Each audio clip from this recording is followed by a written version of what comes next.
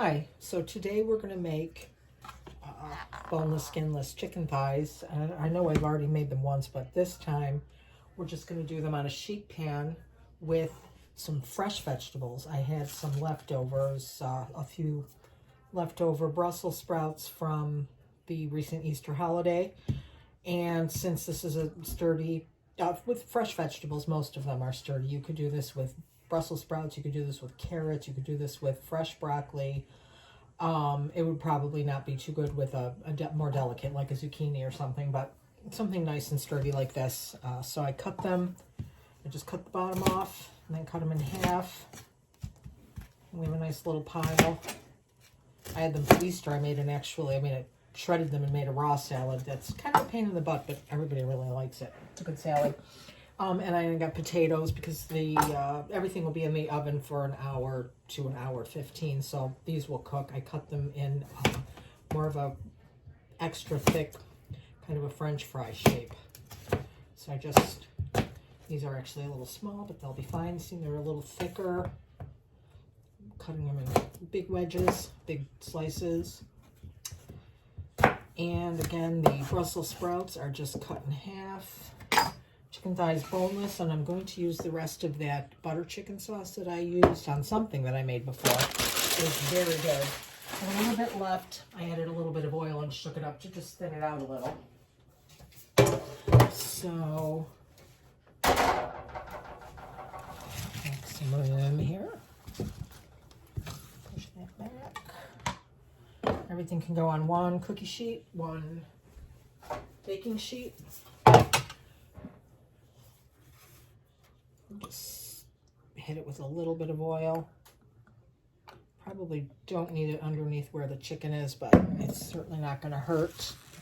I will put this in the middle so that any of the juice that comes out of the chicken will soften this up and the potatoes can stay crispy.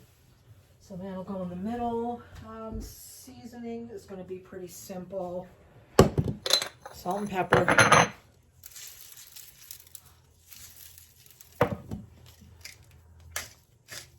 For both the potatoes and the Brussels sprouts, salt and pepper. I'll probably also put a little on the chicken too before the sauce. I don't feel like getting my hands dirty today. I was actually just thinking about taking a nap, and I was like, you know what, I really got to get dinner in the oven. Just do that. Hit these with a little bit of extra oil over the top. Potatoes on one side. Oh, that's very big. Cut that just because all the others are smaller. Salt. Pepper.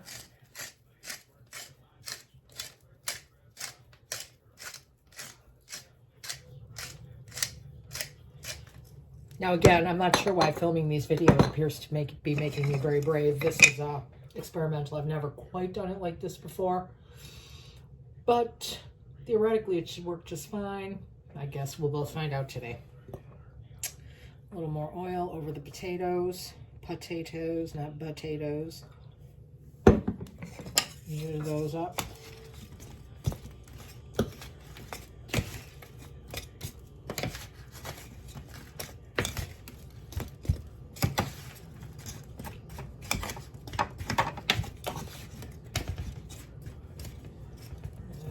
Okay, it does not look very seasony, so a little bit more salt. A little more pepper. Okay, and now for the chicken. Let me get a spatula for the sauce. It occurs to me I don't have my earbuds in again either. Just place those, we discussed yesterday with the frozen, freezing, which by the way, they came out fine this morning. I remembered them while I saw them on my calendar, and they were fine. I just plunked them off the paper into a bag. Anyway, we discussed the rolled or unrolled. I'm going to leave them still rolled because they could stand to be in a little bit longer for the sake of all this getting a little bit longer to cook. And I, for some reason, have 5. I don't know why. That's a lot of chicken for us to put on for one meal, but you know, leftovers are always delish. You just place those like that. A little bit of salt.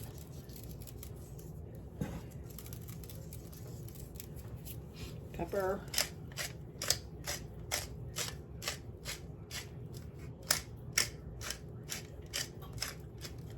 I have this upside down so it all comes to the bottom. It's spilly thin, pory thin. So we're just going to, there's not a lot, but oh, I guess it's thinner. It sounded thinner when I was shaking it up. Just pour it on top.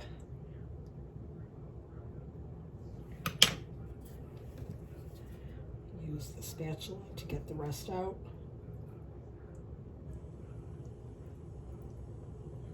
This is it for this, so I'm not worried about sticking the contaminated spatula back in the jar.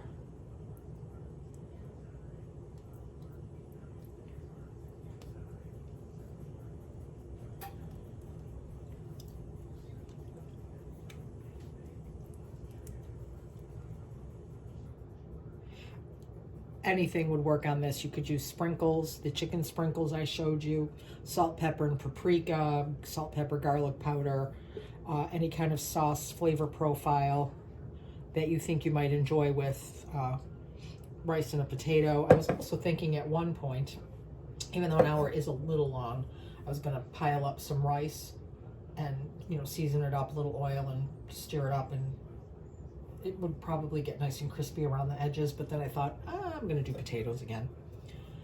So another time, I'll try the rice that way and see how that works, because an hour is a little long for that too, but it should be, I don't know.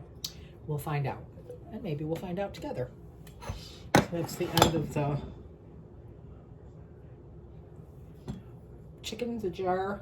I'm gonna put a little more oil on the Brussels sprouts, because it looks like it's soaked in.